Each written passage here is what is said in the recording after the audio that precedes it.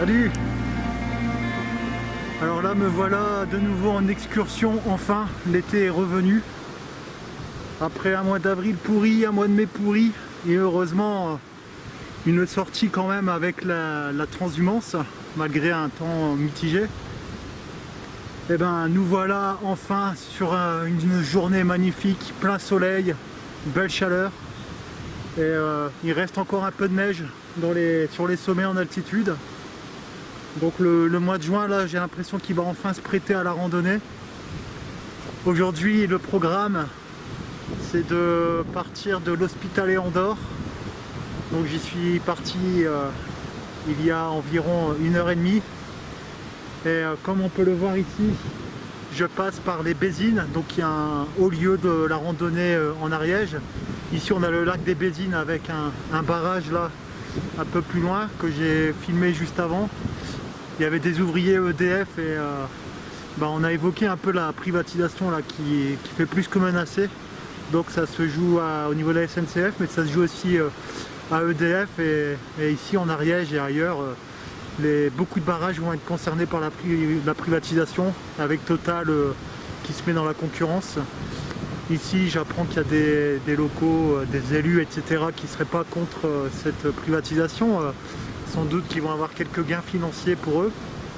Donc là les salariés étaient forcément mécontents et il va falloir suivre ça de près puisqu'il y a des rassemblements, des manifestations de prévues et en ce moment il y a même des débats publics dans différents villages, que ce soit ici en Ariège ou ailleurs. Donc je disais, il y a le lac des Bézines et un peu plus haut il y a le refuge des Bézines. Et après le refuge des Bézines, je vais transiter par un col, je vais basculer en Catalogne, Pyrénées catalanes. Et de là, je vais découvrir un coin que je n'ai jamais vu, c'est les lacs de Camporels, en passant par le lac des Bouillous, qui lui est plus connu, c'est un haut lieu touristique aussi, cette fois-ci des Pyrénées catalanes. Et donc après le lac des Bouillous, je vais remonter pour aller sur les Camporels. La dernière fois que je suis venu ici, ça fait très bizarre. La dernière fois que je suis venu ici, c'était en automne. Il n'y avait plus de troupeaux. Le refuge des Bézines était fermé et c'était moins vert puisque qui dit automne dit changement des couleurs. Hein. Donc c'est ce qu'il y a de sympa d'habiter ici en Ariège, en montagne, c'est de suivre l'évolution des saisons, les cycles des saisons, en adaptant aussi un cycle de marche montagnard. Donc il y a la marche en hiver, la marche en automne, la marche au printemps, malheureusement un peu gâchée cette année avec le temps pourri. Donc j'ai pas trop vu l'évolution printanière malheureusement. Et puis il y a la marche estivale. Une belle journée s'annonce. Je vous dis à plus tard.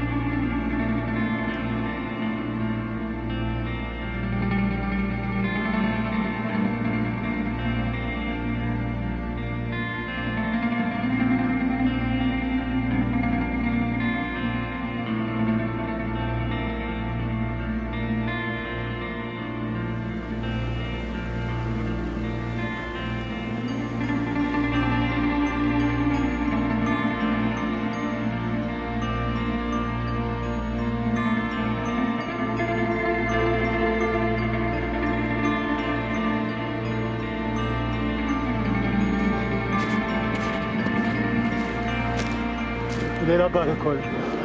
On le voit là. Lors de ma traversée des Pyrénées en 2016, ici.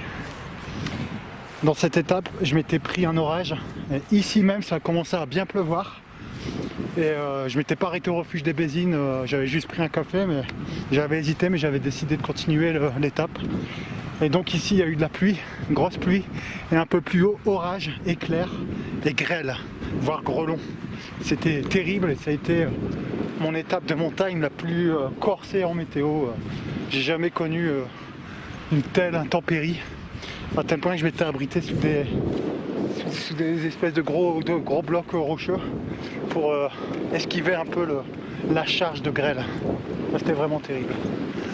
Là, ça me remémore toujours des souvenirs, ce souvenir-là quand je passe ici.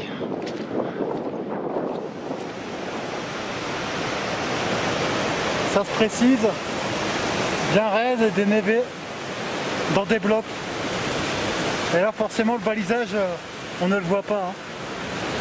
Alors je vois à peu près la direction, je suis déjà passé ici, et malgré ça, il va falloir quand même improviser un peu. J'espère ne pas glisser là-dessus en tout cas. Et comme on le voit au niveau du torrent, parfois c'est dangereux parce que si on transperce l'épaisseur de neige, bah, on peut se faire mal. Hein.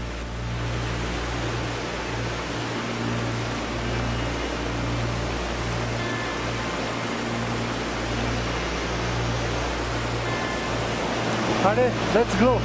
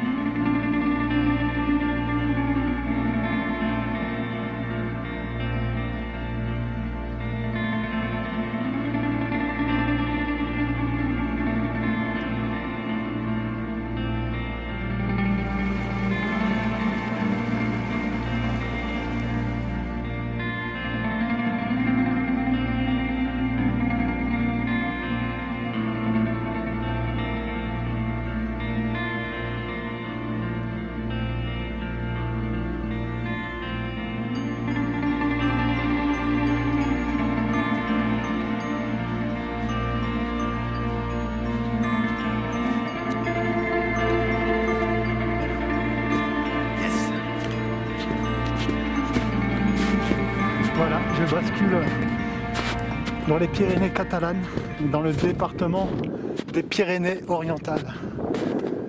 Alors ici, c'est pas la première fois que je passe. Par contre, avec de la neige comme ça, si. Et encore, par contre, pour la troisième fois d'affilée que je passe ici, encore avec des difficultés. Donc, il y a le Carlit devant moi, un des plus hauts sommets des Pyrénées catalanes, 2009, que j'ai gravi lors de ma traversée des Pyrénées en 2016. Donc je suis ravi d'être arrivé à ce col. Il va falloir vite redescendre parce que le ton est quand même bizarre. Et il y a encore de la route, mine de rien, parce qu'avec la neige, ça prend beaucoup plus de temps que prévu. Je connais pas du tout le secteur, alors ouais, il faut faire gaffe. Quoi. Pour le coup, moi je vais pas traîner, je prends une photo et... Vous faites le GR10? Non, je faisais un topo entre GR11 espagnol, HRP et... Voilà. Donc là, j'ai fait la traversée, j'avais fait GR10, GR11 et un peu de HRP aussi. Alors, par contre, là, j'ai quitté le HRP parce qu'il passait au pied du Carlit et le Carlit, là, il est vraiment enneigé. Et... Ouais. Voilà, difficile. Ça m'étonne pas.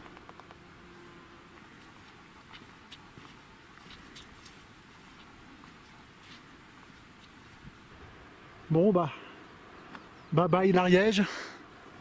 En principe, je retrouve l'Ariège demain. Je suis l'exemple du randonneur que je viens donc de croiser et je ne tarde pas ici.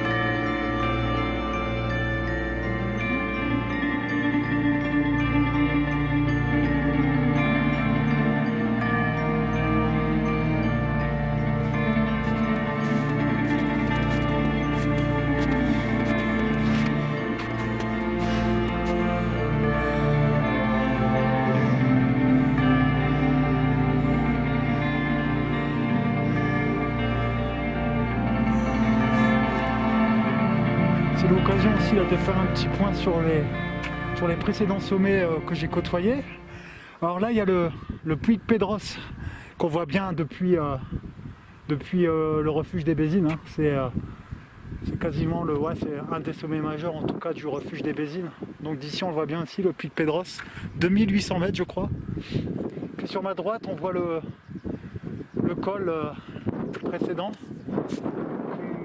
la Cumbre Daniel. Bon allez maintenant place à la descente.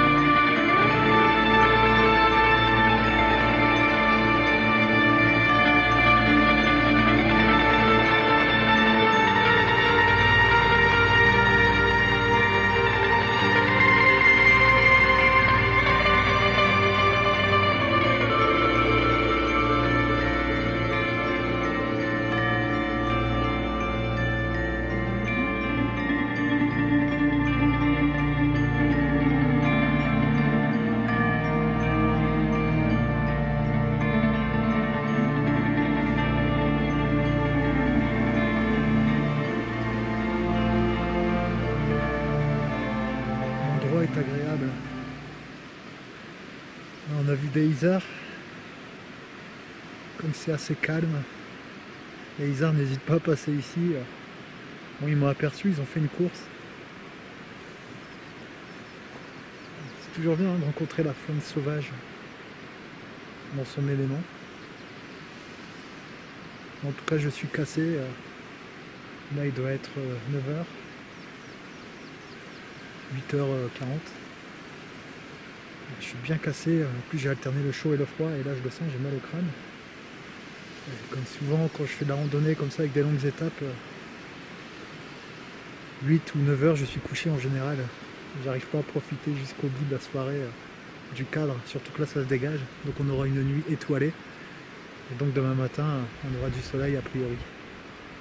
Dommage qu'il ne durera pas. En tout cas une bonne nuit en perspective aussi avec le murmure des ruisseaux. On a plusieurs ici avec la fonte des neiges, la pluie et puis les ruisseaux habituels.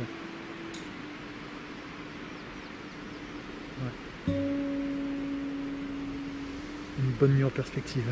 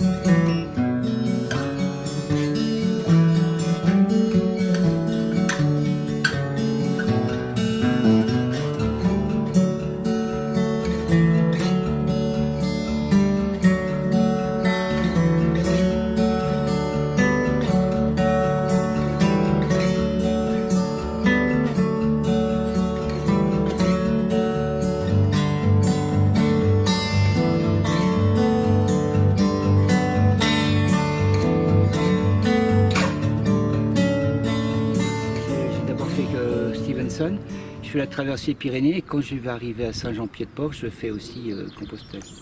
Je suis parti pour 4 mois et à peu près 2000 km.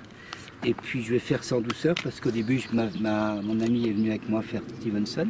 Elle me rejoint après à Saint-Jean-Pied-de-Port parce qu'elle a encore du travail à faire. Et puis moi, je suis en parfaite liberté, donc je fais ce que je peux. Tous les soirs, je m'installe où je veux, je suis en autonomie totale.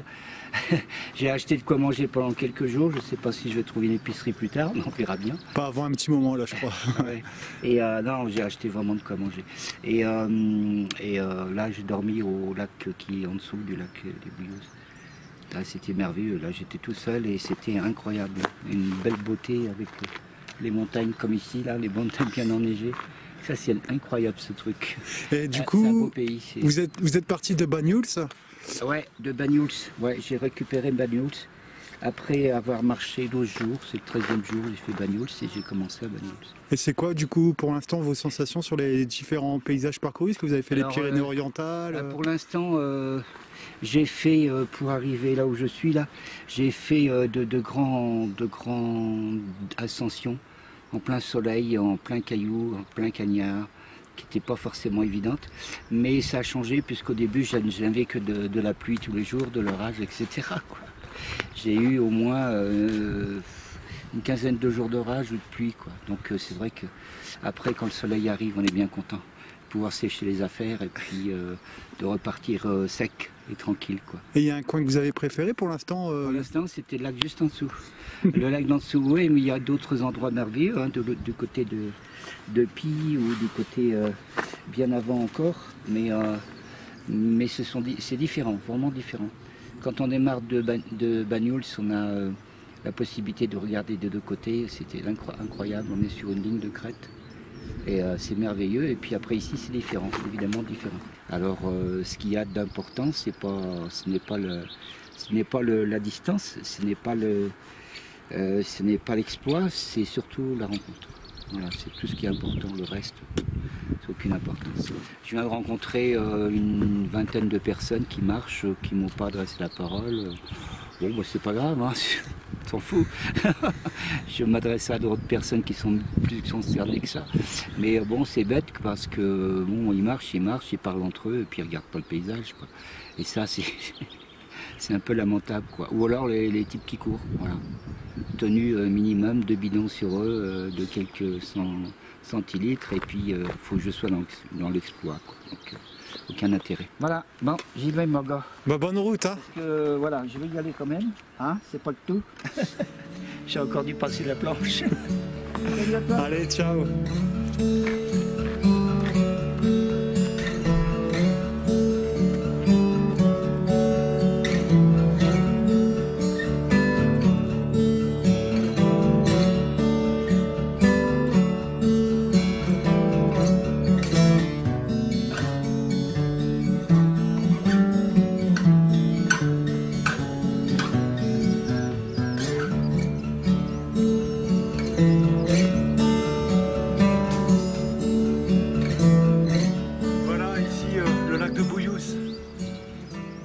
Énorme lac. Là je vais le contourner sur une bonne distance, mine de rien. Et c'est donc après le lac que devrait se terminer cette sortie pédestre. Comme je m'y attendais, le temps se couvre déjà. Donc ça promet un après-midi assez morose au niveau météo. Et puis j'ai un peu la fatigue d'hier, les pieds aussi qui ont pris cher hier avec l'humidité. J'ai des débuts de cloque, donc on va pas trop forcer. Et puis comme ça je pourrai assister au match de Coupe du Monde de cet après-midi et de ce soir. J'avoue que j'y ai pensé aussi. Alors là c'est la dernière bouffée d'oxygène parce que une fois avoir contourné le lac, j'arrive à un parking et là c'est voilà, c'est la zone touristique par excellence. On est sorti du contexte montagnard, plus ou moins sauvage. Donc changement d'atmosphère aussitôt arrivé au bout du lac.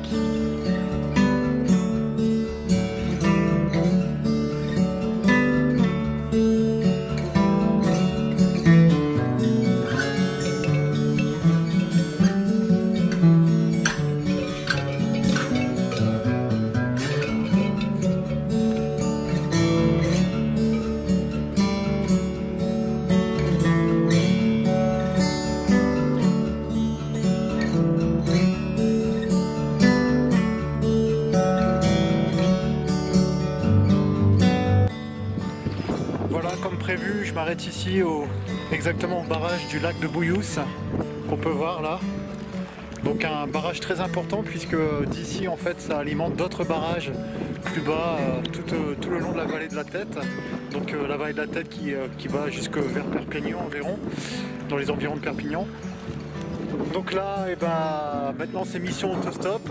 Il y a un parking dessous moi, il y a quelques touristes, donc je vais miser dessus. Même si les touristes, c'est pas forcément évident, en général, on ne pas. Dernier regard sur les sommets là, que j'ai côtoyé depuis hier soir au campement. Et puis voilà, donc à la prochaine et j'espère renouer avec au moins une sortie d'une journée très bientôt avant de revenir dans le nord pour une petite semaine. Allez, ciao!